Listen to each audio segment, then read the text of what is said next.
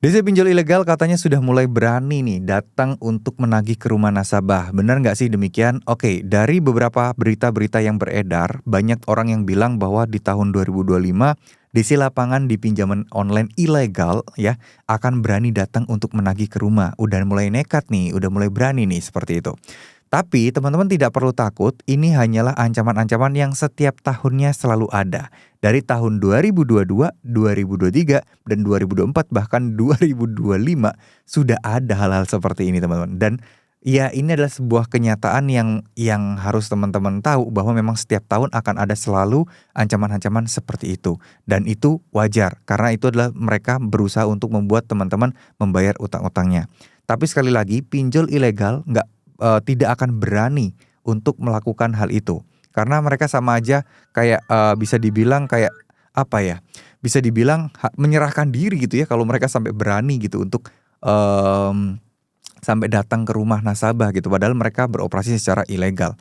Dan kalaupun iya, semisal seandainya pun kemungkinan terburuk mereka berani datang, iya, nggak akan jauh-jauh sih. Kalian bisa laporkan mereka ke polisi dan mereka bisa diringkus juga sebenarnya. Dan intinya nggak akan berani ya.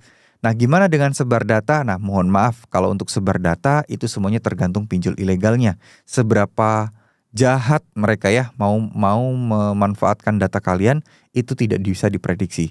Nah, sebenarnya bahaya dari pinjol ilegal itu seperti itu. Kalau dilihat bahaya dari sisi DC lapangan yang akan datang ke rumah, nggak akan ada bahaya. Tapi kalau dilihat dari sisi data kita yang akan disebar, yang akan disalahgunakan, dipakai buat nipu, mungkin menghubungi keluarga dan kerabat kita, nah itulah sisi bahaya yang sebenarnya ya. Kalau misalnya pinjol legal kan bahayanya kan menurut sebagian orang adalah DC lapangan datang ke rumah, terus kemudian slik OJK. Kenyataannya adalah slik OJK dan DC lapangan pun tidak berbahaya banget gitu loh.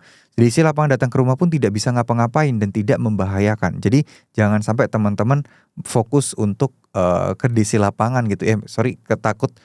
Karena takut DC lapangan akhirnya teman-teman memilih pinjol ilegal, jangan sampai kayak gitu ya.